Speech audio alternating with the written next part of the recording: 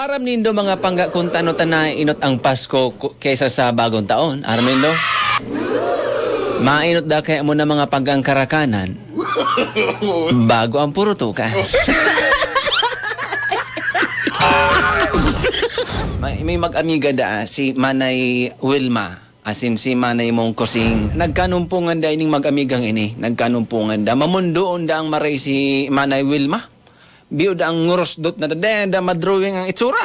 Nanumpungan da ni Manay kusing ini. Oh, Mading Wilma, kumusta? Ano ta mamundoon kang unyan? Garo ka na bagang kunyan? Anong biga para problema mo? Oh, unyan, sabi da ni Manay Wilma, kawasa kaya Mading kusing igwa ako nin kasalan. Ang plano da ni Manay Wilma magduman sa simbahan asin magkumpisal kipadi.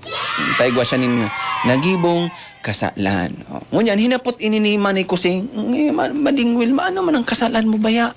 Problemado ka. Sabi ni Manay Wilma, kan kawasa kaya madini nakipagsiping ako sa bako ko man na agong. Oh, ayun na ini. Kaya ayun na. Inibahan ini ni Manay kusing. Sabi ni Manay kusing, oh, sige madi ha, ibahan ta ka, madumang kita sa simbahan. Kumpisal mo yan sa padi tangani na mapatawad ka. Pasiring na duman sa simbahan mga tugang.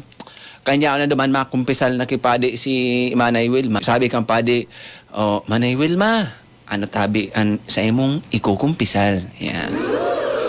Sabi ni Manay Wilma, Pader, pigkukumpisal ko po, nakipagsiping po ako sa lalaki na bako ko man agong.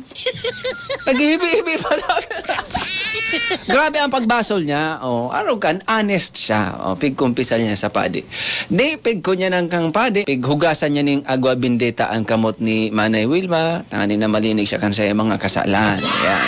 Di yun na to, mga tugang. Tapos na siya magkumpisal sa padi. Nagbalik na siya dumangki amiga niya, si Manay Kusing.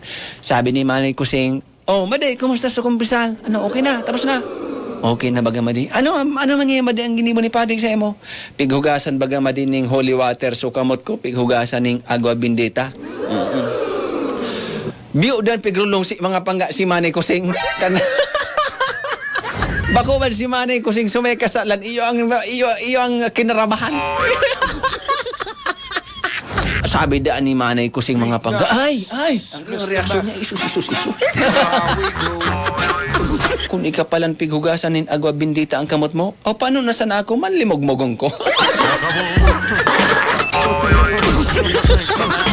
Sabi ni Manay Kusing, ay isus. Kung ikapighugasan ang kamot, entonces ako malimog-mog. Si Manay Kusing palit, igwa mong palang kasalan na pigtatago-tago. Igwa! Kung may agom na nga ni kamo maging kunyan, kamo maging faithful. Yan ha. Sa gabos, maglalaki, magbabae. Maging faithful kamo sa saindong mga mister. Thank you so much sa nagpadarakan istorya sa Facebook. Mayong iba si Francisco Olivera. Salamat sa imo Pading Isko. Pagramdam ini po istorya sa nakatang isip, imbento, ano man ang pagkakaparehas sa bagay, lugar, pangyari o pangaran, di nanganghulugan na totoo kung may kaparehas. Ini po imbento sa na, dahil po sinasadya. Alright?